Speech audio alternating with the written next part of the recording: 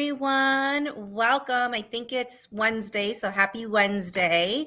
Wanted to introduce you to my guest today, Sharon. So welcome. Thank you. Thank you for having me. Yes. So today on Digital Growth Live, again, my mission is to interview 100 women entrepreneurs, helping them helping to shine a light on these amazing entrepreneurs in different industries, different ages, different ethnicities to just showcase how amazing these entrepreneurs are. Here we talk a little bit about business. We talk a little bit about marketing because I'm a digital marketing strategist, and we have a branding specialist, which I'm super excited to talk more about marketing with. And then we talk about how do we have self-care? How do we keep play in our life? How do we keep pleasure in our life? Because I think of business as doing business from a holistic standpoint, mind, body, and spirit. And so I like to weave that into the conversation. So that's kind of what you're in store for today. An amazing conversation about rocking your brand with my special guest, Sharon. All right. Yes. Thank Yes. you. So to start off, Sharon, why don't you just tell us, the audience, a little bit about yourself and a little bit about your business? Okay. A little bit about me. I'm originally from the Boston area. Our main office is in Stoughton. I have some exciting news to share. So, you have breaking news right now. We've expanded to Pennsylvania. Woo! So, got some I love exciting it. things. Yeah, got exciting things going on. So we brought on a wonderful business development director. So more to come in our newsfeed on that. But about me, I grew up in a family-owned business. I didn't have a choice except to dive into business, no matter what it would be. But my parents were dry cleaners. They were community people.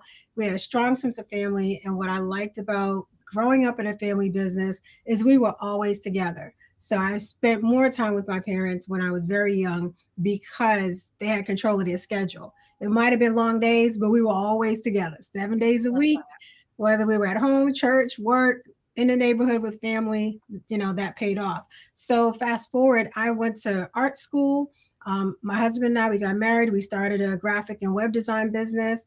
We had our kids, and through the encouragement and demand of clients, relaunched the business officially in 2014 and went full time in 2017. And we've just been growing fast ever since our 2017 rebrand as Brewster branding. So Brewster it's my married name, it's our family name. My son said, "That's the name, mommy." We had a few options out there, and he said, "I like that one because people will remember it." So we're in our new space in Stoughton. My family looked at it. My son said, "This is the spot because you can keep changing it to make it what you want to be." So we are a creative family. We're a technology family. We're a family that loves hard. It doesn't mean every day is easy, but I would rather be in business for myself and be available to them so I can talk to people like you at this time in the evening and not worry like, "Oh, I got to catch my train," because I have control of that. I can come home and cook and then go back and do the things that we have to do to grow the business. So that's who I am: family, business, fun, brands almost 24 hours. I love it. And what I love about you telling us kind of that introduction of who you are is entrepreneurship has kind of been ingrained in you from a young age, from a family business, and then you're continuing the legacy, right? Because it might be a different business, but you're also fostering entrepreneurship in your children or your child. Absolutely. Yeah. Yes, the children, they know they can study anything. I just ask that they study business, even if it's part-time. It does I told my son and my daughter, "You don't have to go for the full-on MBA at one of the top business schools. The key thing is no matter what you want to do, I want you to know how to run it, not just how to execute it. So when there's an economic downturn, you have a choice. Do you want to be in the office? Do you want to be on the truck? Do you want to be in the medical facility? How do you see yourself?" And just having a sense of business, whether it's through a certificate, or whether it's through a full diploma, post grad, whatever it is, you just need to have the access to the information and the certification from someone that gives you that seal of approval that, yes, I can trust you with this. And I'm not knocking. I have two very different children. So one is just full on one direction, other one's the complete opposite direction. But what I've learned is in all of that, credentialing matters. No matter if you're in the trades or if you're going the college route, people want to see that you've committed to something. And it Mm. doesn't always matter what school. It's not about so much the sweatshirt, it's about the commitment to excellence. Yeah, I love it. And and this is totally like when I do my digital growth lives, we kind of have conversations that go wherever they go. So I'm curious, like from you being young and then also your children, like what do you find are the key aspects that they're learning from entrepreneurship? Like, or the key traits? Well, I love that you think I'm young because I'm like 99, but It looks like you're 19, not 99. I'll take it. But but I'm not quite 99, but I have a few good years left. But I would say rephrase that question. You got me with a compliment. Unless you think I'm young. So what are some of the traits, especially for your kids? Because I commend you for keeping your family in entrepreneurship, right? Giving them leeway to go wherever they want to go, but also having business as a framework. And I'm curious, what traits do you think from learning about entrepreneurship are they taking with them? The traits they're taking with them is so my daughter, the trait she takes, her discipline and her focus. She is a mini version of my husband with that. They're very good about testing, being focused, being committed. They're very good at timing. So that's the trait that I think she's picked up. And she even tells me, mommy, when you're gonna do something, you have to put an end to that time. She's very good about that. I Mm. asked her to help with something. I'm like, I have a full plate, can you do X, Y, and Z? And she's like, kind of like, no, I got my things that I have to do. And, I have my biology, I have this. And I'm like, oh, okay. All right. I'm like, I'm sorry, you have a full plate. And no matter what someone's plate is full with, we have to respect it. And she'll hold that line. And my Love it. husband, he's the same way in regard to his industry. If he tells you something will be ready at 2:30, their mindset is very much like that. My son and I, his trait, he is creative, he's a maker, he's handy like my husband. He's strong, but the thing I noticed with him, he likes to problem solve. He loves to walk into an empty space. He loves to create. So that creativity, not just in an artistic sense, but in a problem solving sense, that's the trait and the characteristic that I see in terms of him in entrepreneurship. My daughter is, she's also a problem solver. Hers is a more disciplined medical approach. My son sees challenges such as he gets very sensitive about animals and people who have mobility issues. He thinks it's very unfair when someone has mobility issues, whether it's due to injury or age. So he's determined to figure out how to make things easier for people. So he's looking at things like what are all the options, like what's been made and what's not working. So when I see them in terms of being future entrepreneurs or current entrepreneurs, that's what I see: creativity and problem solving I and love that.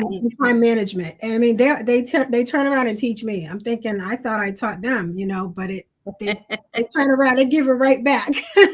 I love that because I feel like those, from a marketing strategist perspective, those are key elements in creating marketing strategy, right? And those probably are key elements in creating your brand: discipline, setting that timeline, problem solving, and the creativity part. So tell me a little bit more about your business and how you incorporate these principles, if you do.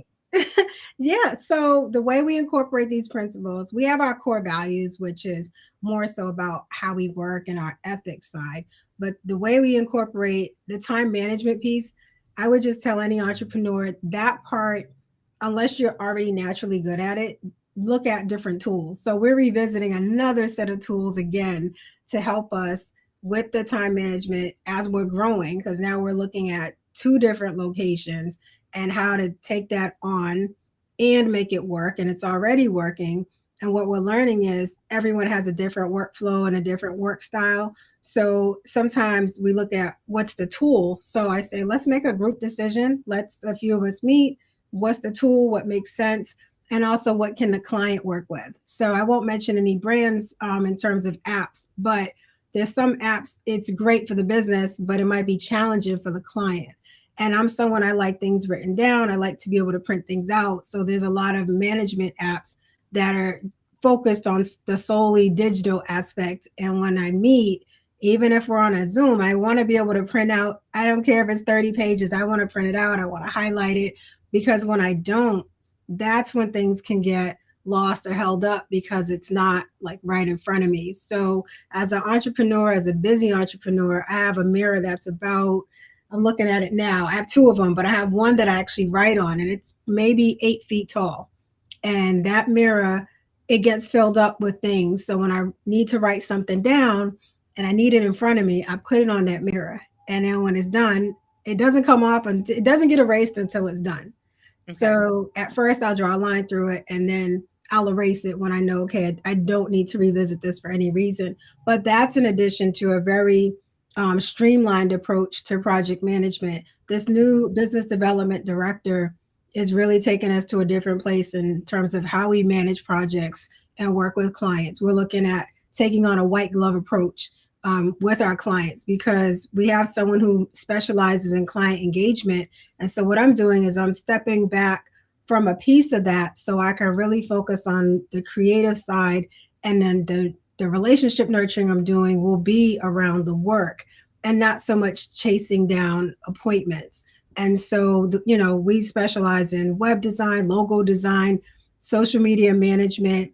And in order for me to really get into the work and have 4 uninterrupted hours of creativity, so I can do the deep work, get into deep thought. It's hard to jump into a really creative mode when you're doing multiple tasks and then you stop Mhm. and then you jump back in. So I'm really working hard with this team to make that what it is. So a typical day at Brewster Branding, we start at 7 in the morning, and we have a morning meeting for about 30 minutes. We do a inspirational talk about leadership. We're focusing on 21 aspects of leaders right now. So everyone on the team is a Love leader. it. Everyone. And career development is really important to me. And I talk about young professionals, but I think anybody who comes through the door to work with us, I really want to push them, because the more that I'm putting into them is the more they're pouring into the client. Yeah.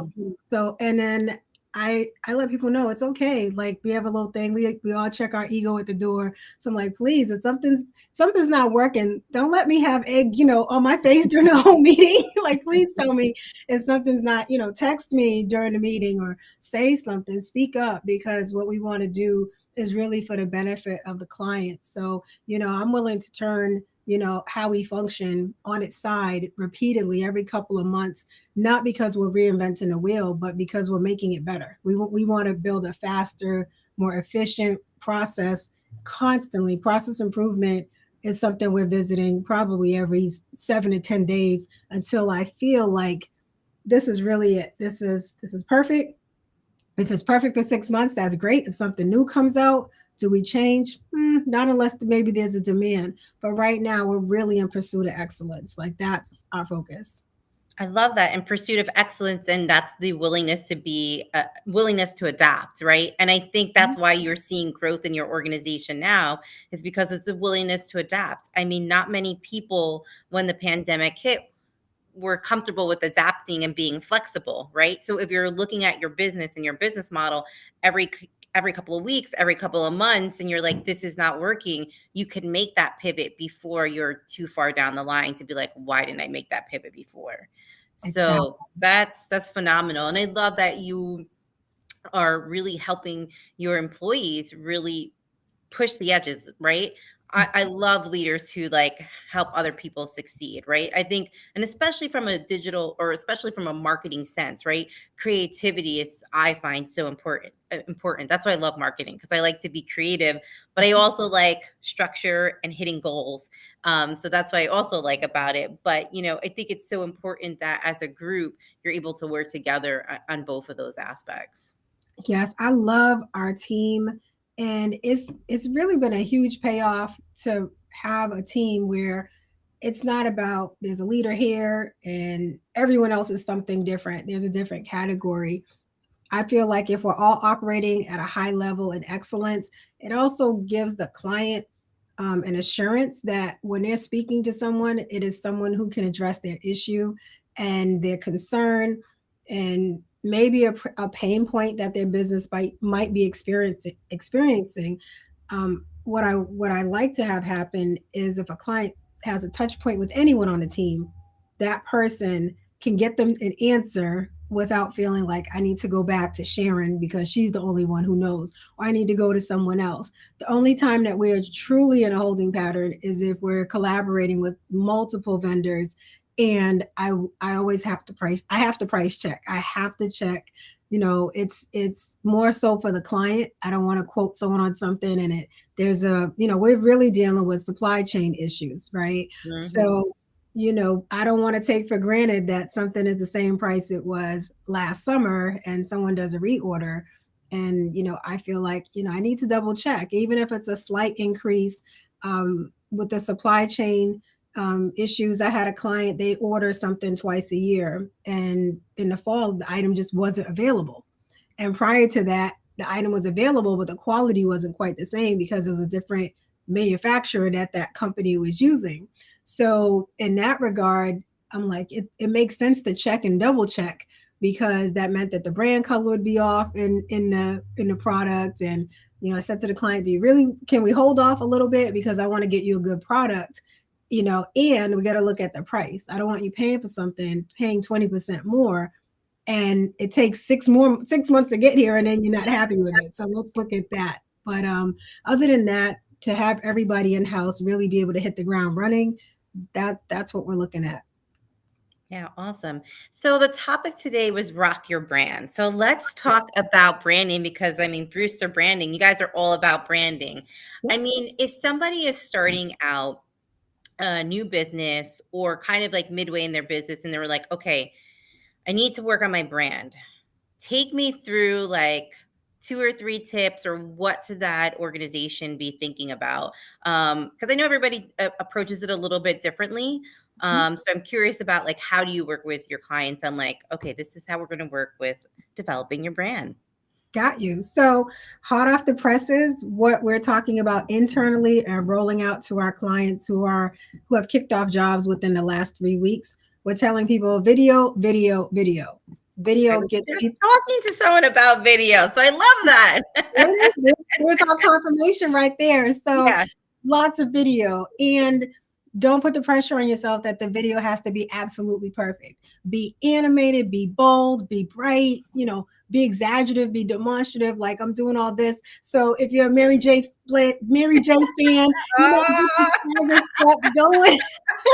you know, but look at who we're talking about. We're talking about Mary, right? And it might be the stagger stuff, but that's what comes to mind. But you want to be animated in a way that speaks to your audience. So if you're a little bit shy with video, my encouragement to build your brand, you just get comfortable, put on a Zoom and just start talking about what you do until you get a little bit comfortable.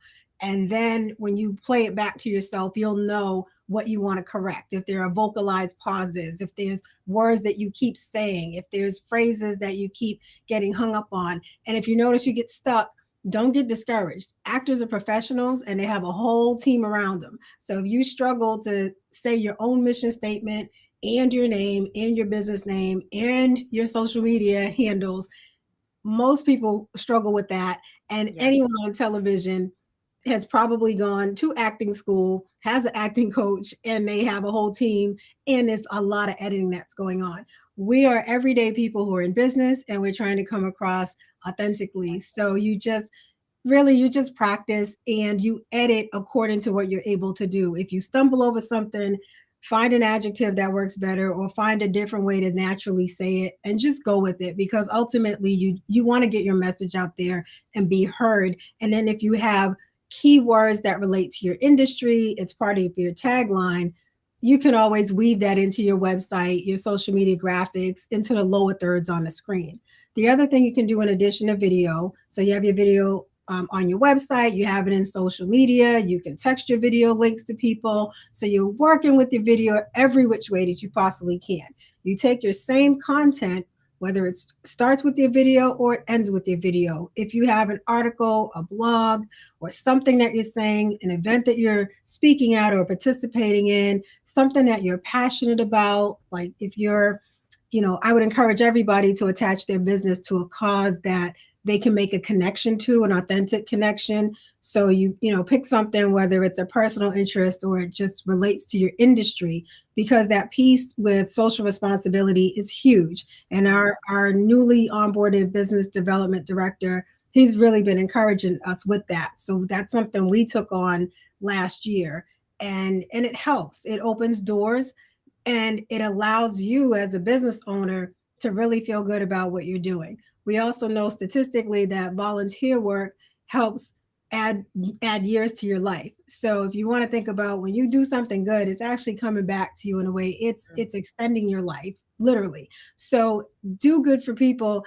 It does come back to you, right? That reciprocity. The other thing about building your brand, if you're concerned about your brand colors, are people responding to it? It's okay to take informal surveys, see what people respond to, look at analytics. You don't have to become so data driven where you're just kind of wearing yourself out, but take a look at your analytics. So if you're building your brand, if you notice there's certain pages on your website that's not getting as much traffic, or you run an ad and it does great one month and then the next time it's not really getting a lot of attention, you want to look at, was it something with the image? Was it something with the content? Was it something with the timing? So as you build your brand, you also want to do a little bit of research and a little bit of monitoring of the analytics to see what are people responding to.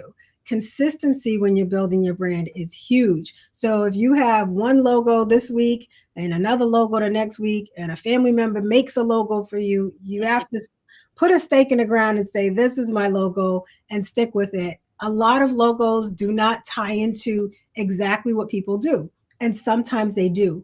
Now, in terms of building your brand, if your logo doesn't tie into what you do, so say for instance, you make horseshoes, but your logo doesn't actually have a horseshoe in it, because we know maybe 1,500 other companies that do horseshoes already are using them, and you do something different. You do something with your town name and the shape of a mountain or something behind it, and it has really nothing to do with a horseshoe, but somehow thematically that's where you arrived. That's when you want to think about, where does my tagline belong? Can my tagline further define what my business does if it's not intuitive in the name? So if it's not Larry's Horseshoes of New England, if it's, someone's last name like Owens Inc., and you're like, okay, well, what is that tied to? You want to put something like, the best horseshoes in New England, right? So so that way people understand what you're doing. Because if you don't, they have no idea what to expect. They don't know if you sell steaks. They don't know if you sell cars. They're not really sure if you sell paper. So you always want to be clear. If it's not intuitively in your name, if it's not, Springfield House of Pizza. I'm trying to pick a generic town, Springfield House of Pizza. Uh, if it's just, Springfield Eats, people won't know exactly what type of food they can order or expect. So your brand is your promise. So you want to be real clear on, what is that promise that we're making? Can we deliver consistently on that promise? And that's the working definition right now of what a brand is. And the term brand, it's going to come and go. Right now, that this word brand is on fire. And brands have always existed. It's just the terminology is hot right now. So when that terminology fades out, you still want to have the proper foundation. So when it's called something else, you still have elements for success in your business. So don't get too caught up in, it's a brand, it's a brand. If I get my hair cut, if I put on some makeup, if I get the right colors, I have a brand. You have a brand when people know what it is you do and you consistently do it, and they can find you again and again and again doing that same thing, and then possibly seeing you expand into other markets. That's what a brand is. Whether you call it a brand, whether you call it a reputation, whether you call it marketing, brand is a word. I was almost hesitant to put it in our business name, but it's really what we do. And I'm a fan of Mad Men. So I was like really inspired by that show altogether. And I'm going to leave John Hamm alone, but he really did a good job bringing that character together. But in terms of, if you grow your brand, the main thing I would say is have some consistency and be bold, and don't be afraid to put that stake in the ground for what you say your business is, and don't be afraid to deliver on it. There's so much money to be made in a digital platform. Now's the time to jump. This is the digital gold rush in some regard. I don't want to be quoted on that, because if something happens and there's a market tank, they'll say she's I love wrong. it. Digital gold rush, but I really feel like it is. Yeah, so I think it's time to jump in. It's time to jump into TikTok if you haven't. It's time to, figure out your space in YouTube, and really think about the fact that you have Google, you have YouTube, and they're connected, and a lot of people don't put that together. And I'm not knocking any platform, and I'm not elevating another platform, but now is the time to jump in, and jump in where you feel comfortable, and jump in where you don't feel comfortable. It's not a pool. You're not going to drown. You're not. I promise. It's not a pool. Like, a swimming pool, be safe, right?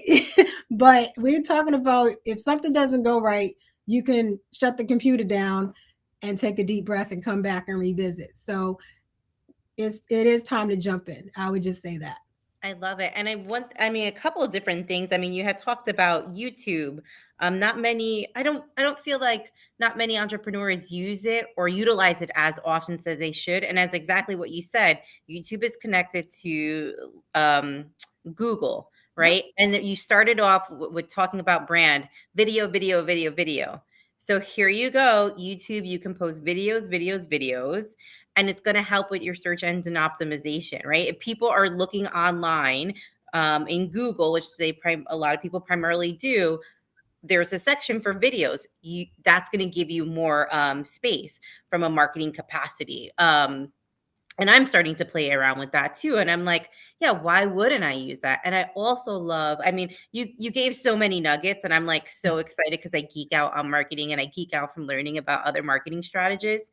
But talking about your logo, and I talk to so many entrepreneurs that they're so focused like on the color and like the picture, that sometimes it doesn't represent what they're providing, but simply clarifying with that tagline could really help tell the story a little bit more. And then the other point that you talked about was consistency, right? We're so focused on creating these images, and if you're not consistently getting those images out, then what's the point? Right. But I see people do it all the time. They just focus on like the shiny new object, and they're not consistently posting, or they're not consistently engaging with their audience. And that's where the business is really created. The engagement with your audience, the engagement with net new prospects, creating the relationship. I feel that digital is just like a stepping stone to really creating that relationship. It's not the relationship. And I think people need to really take a look at that. They think if they do social, they're going to get the customers. No, it's just part of the process to help you build that trust, that know, like, feel with your audience. And then you get to continue on the relationship. So yeah, I loved all of that. Love it. Love it. That is a great summary. You're good. Oh, thank you. That's a great summary. Yeah, that is the realm that we live in. And I love that you're mentioning, just putting up a post isn't what closes the deal, right? So people follow people, then they follow brands. And then because that's where the value of influence comes in. And this is why we buy cereal that athletes are on. Mm-hmm. And we know the athletes should not be eating sugar before games, right? They probably eat other things. We're not saying that they don't have boxes and boxes of cereal that they eat. We're not saying that. But what we are saying is we're more likely to purchase it because we might have somebody that's under 8 that sees their favorite hero, or we might see an adult who's like, I really like that particular team, so I'm going to get that cereal, even though I may like it more or less than something else. But it's that connection to that team or to that person. And it's to some degree, it's aspirational. That item will not get you to be that particular athlete per se. There's no guarantee on it. It's just saying that's the connection. And so when we have a brand, we're trying to connect with people, and we have to connect with them on so many different platforms before they're going to push go, before they're going to make a phone call. I have clients who have brick and mortar storefronts. They have these lovely spaces and they get clients. And then sometimes they get frustrated because there's not people coming in droves. So I have to remind them, how long have you lived in this area? How long have you had a business in this area? How many storefronts have you gone into in the last 5, 10, 15 years that you didn't already have a relationship with?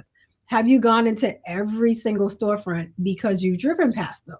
And so that's when I talk to business owners about knowing, if you choose a brick and mortar, if you need foot traffic, looking at how much parking is truly available. Is it an area that is easy for people to walk through and navigate? Is it pretty? Do people want to walk in that area during the holiday season? So when you pick a brick and mortar area and you have a brand, will the landlord let you have a sign that's the color of your brand? Or are you going to be held to what everybody else already has and you have to blend in because there's already ordinances in that town and things that are in place? So that's something I talk to people about. How much control do you really have over the storefront appearance? How much can your brand be visible? Are you allowed to have A-frames? Can you have lights in the window? Maybe not strobe lights. You don't want to cause an accident or anything that people, they're thinking it's an alarm going off or something. But you want to know, can I stand out in this space? Can I customize it to my brand? When you walk into popular stores in the mall, if you go into an Apple store, if you go into a T-Mobile store, you know that you're in there because their brand is present. You know when you're in Starbucks versus Dunkin' Donuts, the colors, the floor, the decorations, all that, you can see it from the window before you walk in. You know exactly where you're going to be. So if you're going to do a brick and mortar, you want to know if you're going to have control over that. The other pieces, when I talk to people about walkability, can people walk comfortably in that area? We're not thinking solely about like safety. Ooh, can I walk in this area? No, physically, does it have a sidewalk? Are you able to shovel it in the wintertime? Does the city prioritize this area? Who is in support of this particular part of your town or in your city? What's the network like with other business owners? Does everyone support each other? Are there block parties in the summer that help drive traffic and festivals and things like that? So if you don't make your money in the spring, okay, there's 2 festivals in the summer, July and August. I know I'm going to make money here. And then I also have, the holiday season between November 1st and New Year's Day. And that's going to be my I'm going to close my year out strong. So I talk to business owners a lot about their space in that regard, and also the traffic. If there is traffic and cars going by, how fast are they going by? If you're on a street where everybody's doing 60, because you're on a street that's not quite a highway, it might be a route or something, it doesn't really allow people to stop. But it's more like your location would have to be their destination. They're not going to find you because they're going 60 miles an hour and they're like, oh, I like that dress, I'm going to come back for it. It doesn't quite happen that way. So you want to make sure if you pick a brick and mortar that it's at least in an area that people are driving 25 miles an hour, 30 miles an hour. There are people walking streets, crossing, it's pedestrian friendly. You're more likely to get traffic in an environment like that that's truly supportive of people being able to walk around, shop, and get adequate parking. If you're somewhere, unless it's a highway or a route that's known for having a lot of stores and people tend to drive and walk, but for the most part, that's not where you start. That's more like a established business destination. And you don't want to lock into a lease somewhere and not really be sure, can do I have the confidence to grow my business? And if I don't, am I going to be willing to take the risk to really grow it in that space? So I would say, take some calculated risks and then do some research before you just hop into something, so that you can grow your brand there, and that your landlord and your neighbors will be in support of that because you're adding to that business community. So I have a question. So if you had a brick and mortar place, are there specific social media channels that you think are better for brick and mortar places? I just popped in my mind because you talked about the digital gold rush, right? Mhm. And yeah, so I'll just leave that question. Yeah, because my Okay. mind. That's okay. I think that the audience or the digital platform, the social media platform is more so based on the audience, not so much where the business is. I think if it's brick and mortar, me personally, I would lean towards I'd lean towards Facebook and Instagram because I feel like you could do a group on Facebook in addition to a business page. You can engage people in conversations, you can have, lives, and you can do rooms and groups, things like that. I feel like the photos are bigger if you're trying to show a space, but I think we have to take advantage of reels and stories and things like that you get on Instagram.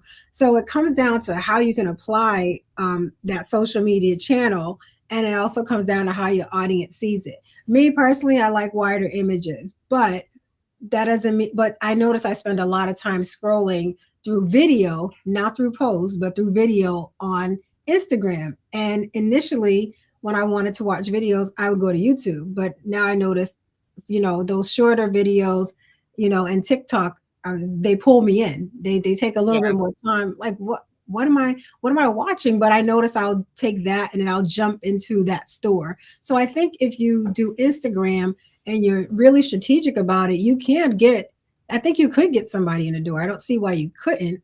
I see that you could get leads. I think if building a brand, that's the other thing. A lot of times people are so into getting their point out, they're not really thinking about what their audience needs. So if Yeah. look at, talking to people about their pain points and how your brick and mortar business can help them with that, and how you're available.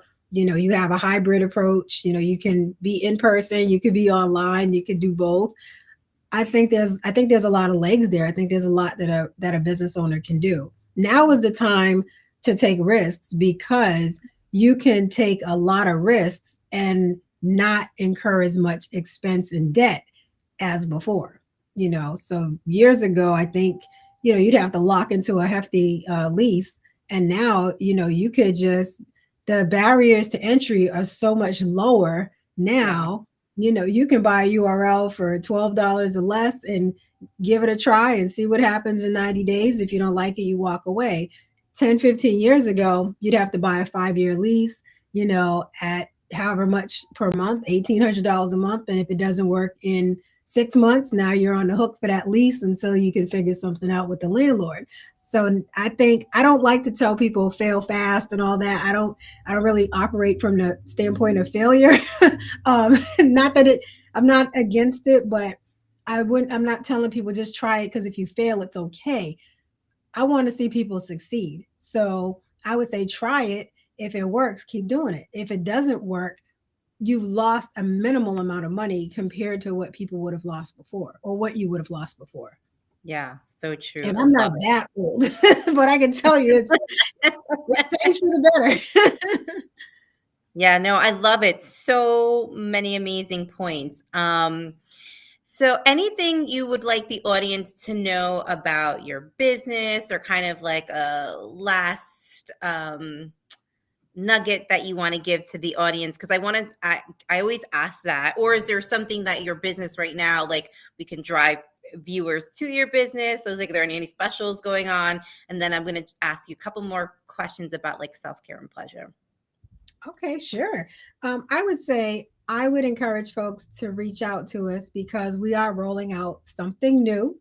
So if you like surprises, if you are someone who's ahead of the curve, I encourage you to check us out. We're at brewsterbranding.com. You can drop us your email address and your mobile number, and we can reach out to you. And it's not just to solicit business, it's really from an educational standpoint too on how to grow your business. We have some really great stuff cooking. I can't, like, chomping at the bit, try not to give it away because this new director is going to kill me. The announcement's coming out in less than 10 days. So, but Okay, it's so we're really just good not stuff. going to say anything, but in 10 days, you're going to create a video. You're going to tag me in it so people who are following now will know what's going on. How about that? Exactly. And you know what? I think we'll give you a link right? We'll do something. We'll have to give you a link, a QR code, or something. We'll have to do something special so that we know is this audience. And then we take good care of everyone, but I'll make sure it's just a little extra special for you all, for Awesome. just for listening to me babble on about branding. So yeah, we have some really good stuff coming up, and it relates to excellence. It relates to cutting edge SEO and leveraging that with how we talk about design, how we look at design, and how we address clients' problems and hopefully make them disappear for them. So Awesome. We might have to have you come back because I love talking about marketing. And if you're talking about SEO, like I feel like that's what a lot of entrepreneurs, especially smaller entrepreneurs, are missing, because they're very intimidated by it. But it's so necessary in this digital age, right? If you're jumping into digital, like that's something you need to understand at least at a high level. So yes, yeah, don't be intimidated by it. If you can use your own mobile device, and if you can get up and start your day, don't be intimidated by it. Don't be intimidated by anything you need to run your business. It's because it's yours. It's almost like being intimidated to open your wallet. It's your money in there, so you have to you have to be the one to know what's in there and be able to count it. So SEO is really the same thing. You get as good of an understanding as you can, and then when you need help, then you leverage support and professionals. I love it. I love that analogy. It's like opening up your wallet. You need to do it. I Yeah, you love got it. to. You have to know Yeah. what's in there. Yeah, what's in there, what's Yeah. not in there. That's how it is. I love it. I mean, it's so simple and it so makes sense. Yeah. So yeah. So, oh, that's awesome. Okay. So now I'd like to talk a little bit about, and we'll keep it short, but I always like talk about mind, body, spirit. So what do you do to keep you sustained? Because you've been in business for a long time. I know there's peaks and valleys, and I'm sure there are moments where you're like, WTF, what am I going to do? So how do you keep your like motivation or inspiration alive for yourself? Naturally, I'm somebody that I don't stay down a lot. If something's bad, I was just telling someone, if something's bad, I know in 2 to 3 months I'm turning the corner, because Mm, I can look back over a course of time and you see your business. It's just like anything else, the stock market, sports, anything. There's going to be peaks and valleys. So when there are challenging times, I can look back historically and say, these are the things that we did to get through it. It's going to be okay. And I look at what's the learning in this, what could we do better, what did we miss so that we're not doing it again. And because we don't want to damage our own brand, right? We're trying to help other people build their brand, and so we don't want to cannibalize our own for the sake of trying to do good work for everybody else. So we look at that, to kind of get through those difficult moments.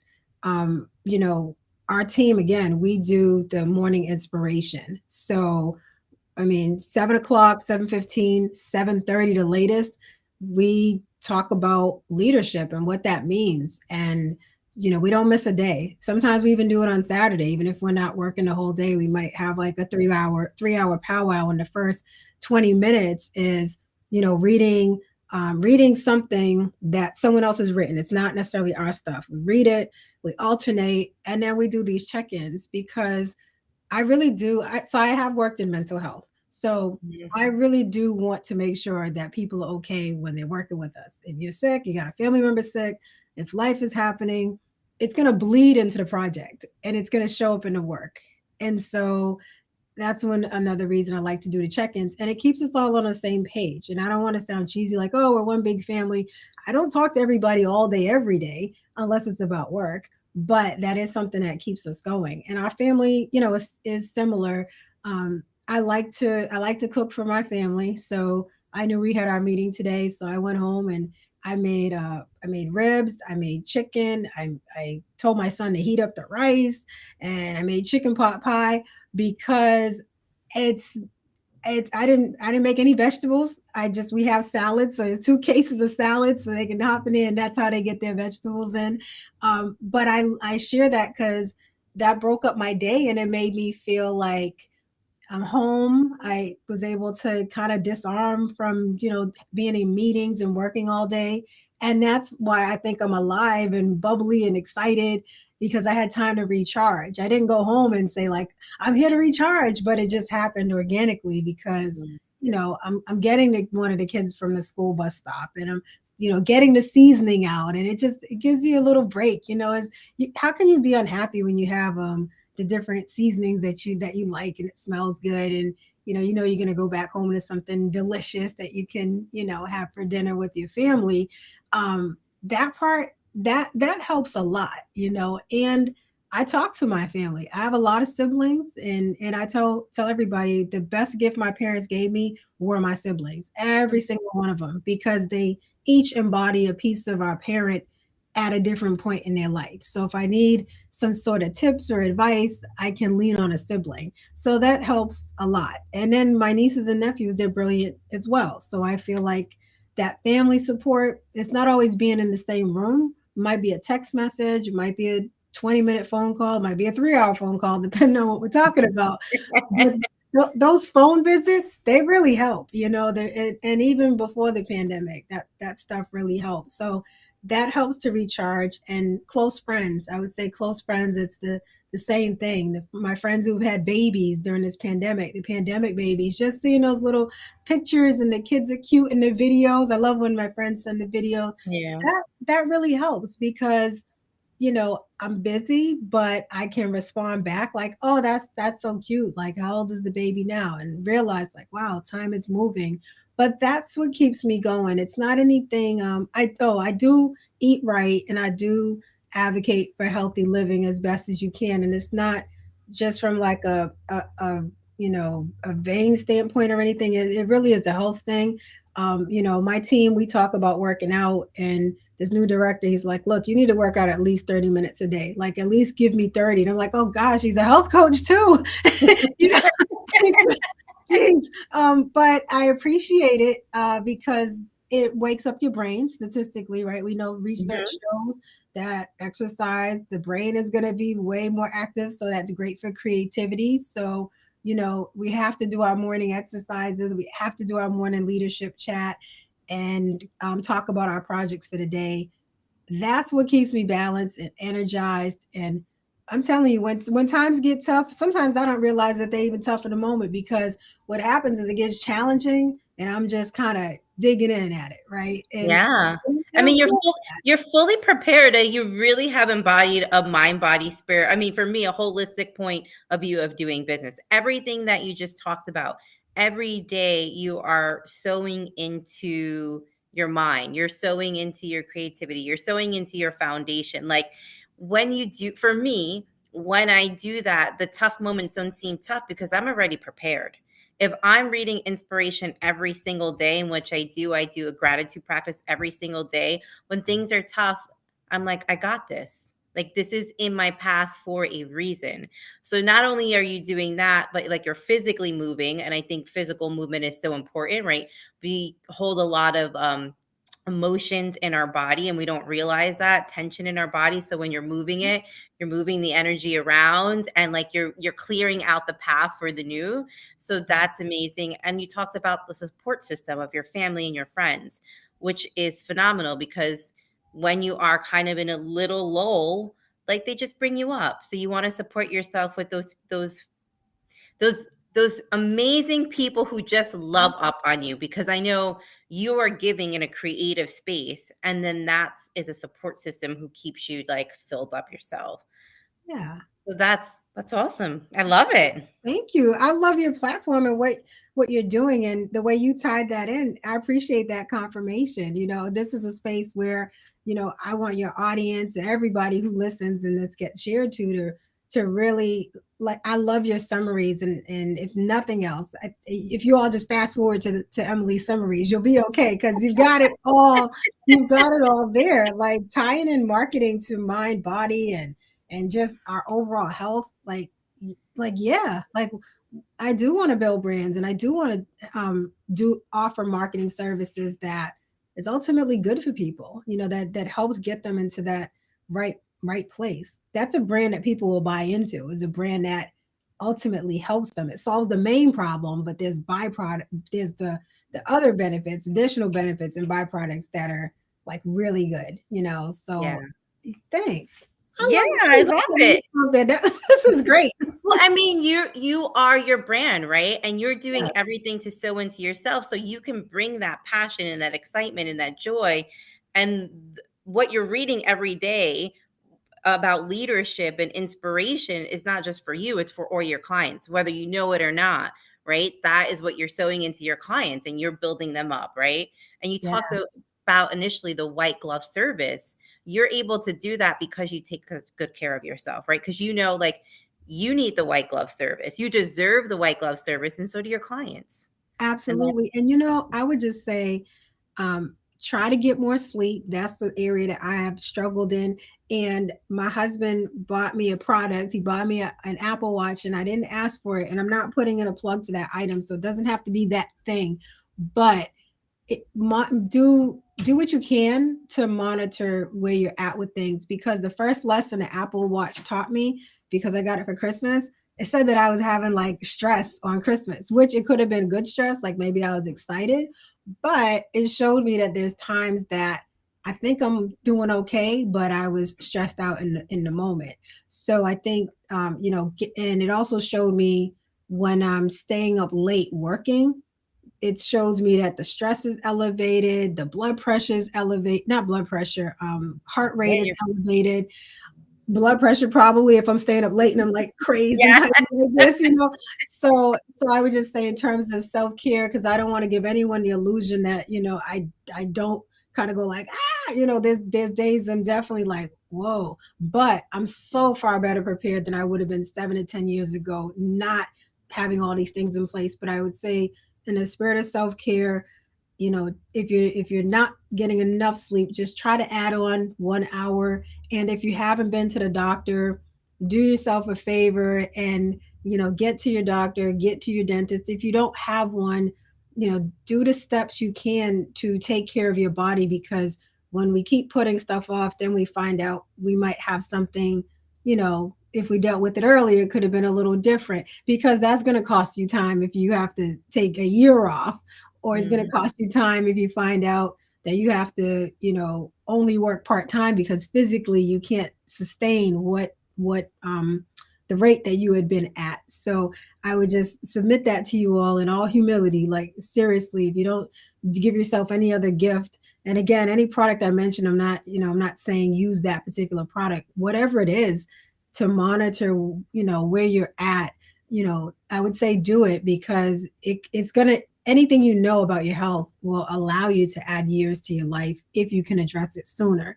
And if you have unhealthy habits, don't get mad at yourself. Just figure out, what you want to do. Is it worth what it might cost you? And for some people, they don't. Some of us, we don't care. We're gonna do what we're gonna do. And I'm not knocking anybody. I'll throw down on some wings in a minute. And I know it's not the best thing, but I know I can't have them 4 days a week, 3 times a day. But In moderation. when I want them, I want them. So I'm not judging if you're like, I have bad habits, I'm not giving them up. I do too. It's just everybody has a different one. But that's what I would submit. But I'm so glad you have me on your platform. I Oh, appreciate yeah. you. It was such a pleasure. I mean, usually I go just 30, 35 minutes, and here we are almost an hour just chatting about marketing and taking care of yourself. So I love it. So thank you so much. It was Thank such an you. honor for you to be on Digital Growth Live.